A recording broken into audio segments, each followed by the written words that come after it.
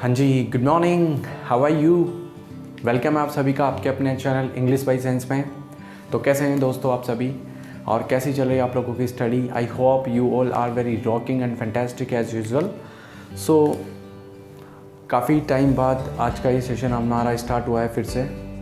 तो दोस्तों last time हम हमारा वोकैब पार्ट स्टार्ट किया हुआ था, आप सभी को पता होगा, उसी को हम अभी थोड़ा कंटिन्यू करते हैं। बट इसके पहले कुछ बहुत अच्छी न्यूज़ आप लोगों के लिए है। जो आप सभी को पता होगा कि हाई कोर्ट का जो एलडीसी का रिक्रूटमेंट था, जिसका काफ़ी स्टूडेंट्स वेट कर रहे थे, वो आखिरकार आ चुका है। फिर से रिक्रूटमेंट ऑर्डर निकल चुका है, ऑनलाइन फॉर्म्स स्टार्ट हो चुके हैं दोस्तों। और आई थिंक एक और रिक्रूटमेंट था स्टेनो वाला, वो भी आपने फिल कर दिया होगा। तो इसमें इंग्लिश का बहुत बड़ा पार्ट कवर किया जाता है। ओके, इसके अलावा अगर हम बात करें एसएससी का दोस्तों, तो एसएससी और अब जो रेलवे है, ये पूरा कम्प्लीटली एक कंबाइंड जो एग्ज़ाम कंडक्ट करने वाले हैं। ओके, तो कंबाइंड एग्ज़ाम्स में इंग्लिश का पोर्शन बहुत अच्छा रहने वाला है दोस्तों।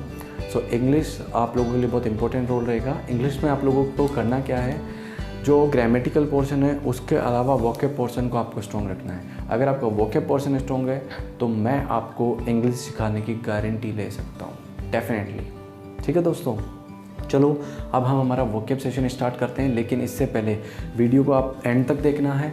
एंड तक क्यों देखना है? क्योंकि कुछ स्पेशल चीज़ें मैं आपको एंड तक बताऊँगा, और आपको अभी इमीडिएटली वीडियो को लाइक करना है, सब्सक्राइब करना है, और अगर अच्छा लगे तो शेयर ज़रूर करना है, ठीक है, जिससे आपके सभी दोस्तों को हेल्प मिल सके।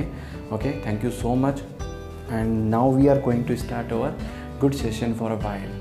कम हियर दोस्तों, देखिए आज हम वोकैब किस टाइप से याद करते हैं वो मैं आपको सिखाऊंगा, जिसमें सिनोनिम्स भी हो सकता है, एंटोनिम्स भी हो सकता है, वन वर्ड भी हो सकता है, और इडियम्स एंड फ्रेजल वर्ब्स भी हो सकती है। ठीक है दोस्तों, चलो अब आज का सेशन स्टार्ट करते हैं। ध्यान से देखना आप। आज का एक वर्ड है हमारा, जो फर्स्ट वर्ड है वो मैंने यहाँ पर लिखा है इंक्रीज।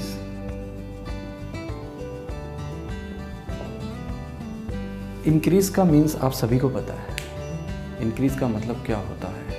किसी भी चीज़ को बड़ा करना, ठीक है। तो इंक्रीज को हम और क्या क्या बोल सकते हैं? आप मुझे बता सकते हो इंक्रीज को हम और क्या क्या बोल सकते हैं इंग्लिश में आपके अकॉर्डिंग? और किसी चीज़ को बड़ा करना, बढ़ाना, ठीक है। देखिए, इंक्रीज को हम बोलेंगे किसी भी चीज़ को बड़ा करना, एलाबोरेट करना। एलाबोरेट करना, एलाबोरेट करना मतलब किसी भी चीज़ का क्या करना, लार्ज करना, एनलार्ज करना। एनलार्ज, एनलार्ज के अलावा इसको हम एनहेंस भी बोल सकते हैं। एनहेंस,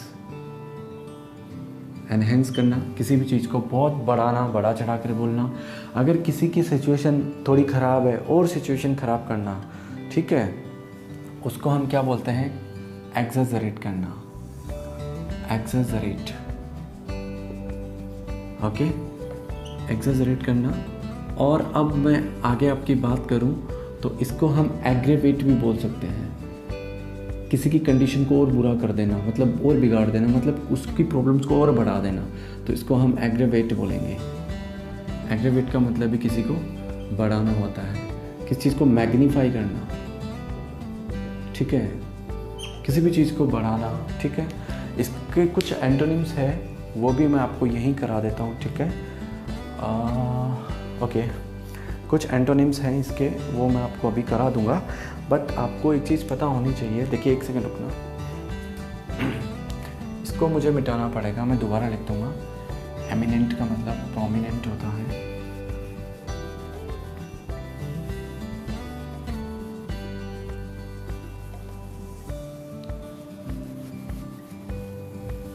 ठीक है, देखिए सबसे पहले बात करते हैं इंक्रीज।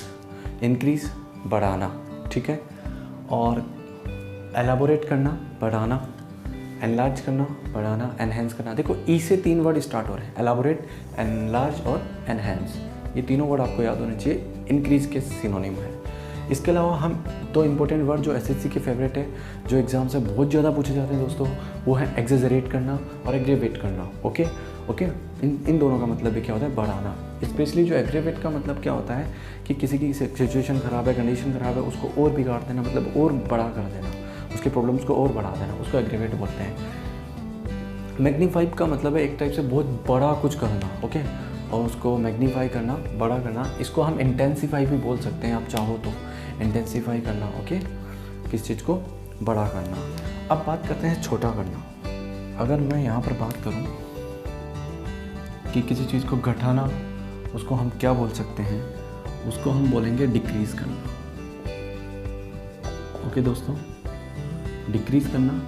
डिक्रीज़ करना मतलब किसी भी चीज़ को क्या करना, कम करना। इसका मतलब तो क्या हो गया, यहाँ पे लिख देता हूँ मैं, बढ़ाना या किसी चीज़ को बड़ा करना, ठीक है, ये सारे हो गए। अब डिक्रीज़ का मतलब होता है कम करना, कम करना, छोटा करना, बातें की है, ठीक है। इसको हम और क्या क्या बोल सकते हैं, इंक्रीज़ का तो आपको पता चल गया, इंक्रीज़ का अपोजिट होता है डिक्रीज़।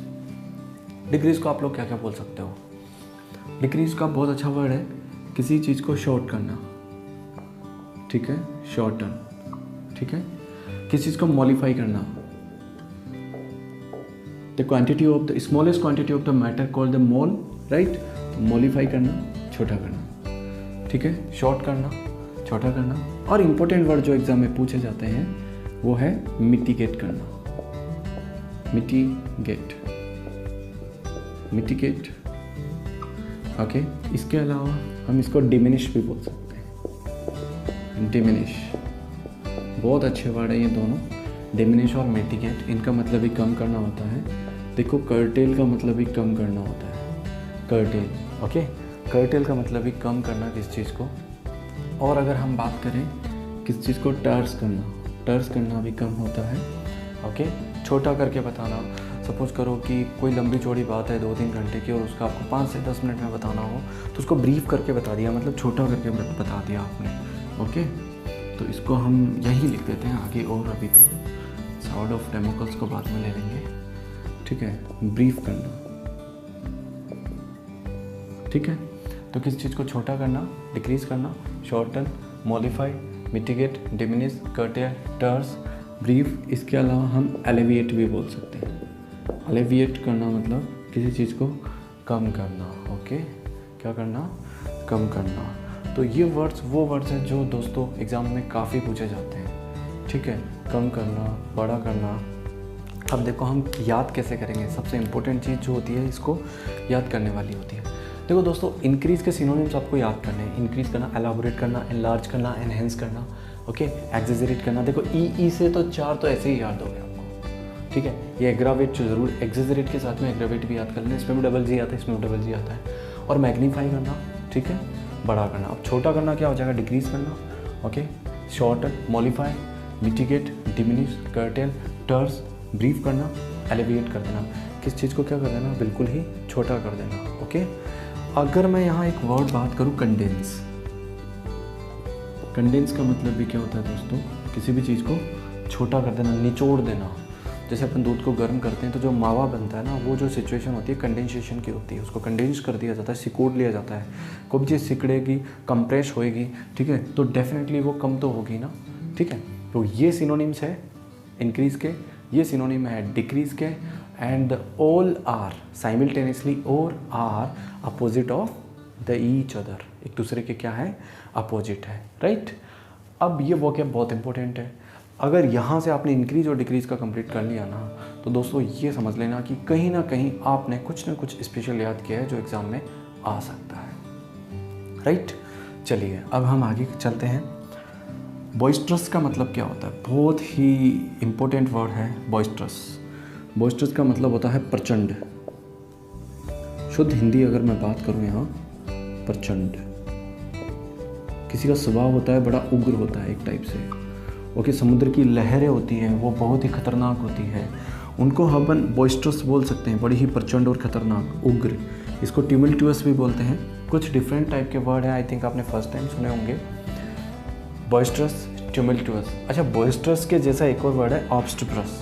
इन दोनों को आपको एक साथ याद करना है, डेफिनेटली याद हो जाएंगे।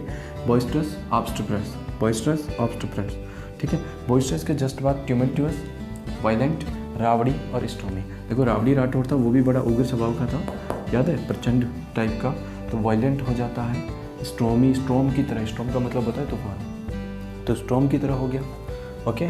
और बॉइस्ट्रस, ट्यूमल्टुअस, ऑब्स्ट्रस, वायलेंट, रावड़ी और स्टॉर्मी, बस आपको याद करना है। और अगर इसका अपन अपोजिट देखें ना, अपोजिट का साइन मेरा ये होता है, किसी भी वर्ड के सामने अगर मैं ऐसा साइन लगाता हूँ तो याद रखना वो अपोजिट है, ओके।